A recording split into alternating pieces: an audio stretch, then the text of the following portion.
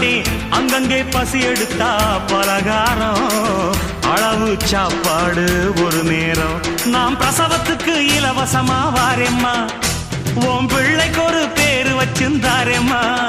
நாம் பிரசவத்துக்கு இலவசமா வாரேம்மா, உன் பிள்ளைக்கு ஒரு பேரு வச்சிருந்தாரேம்மா.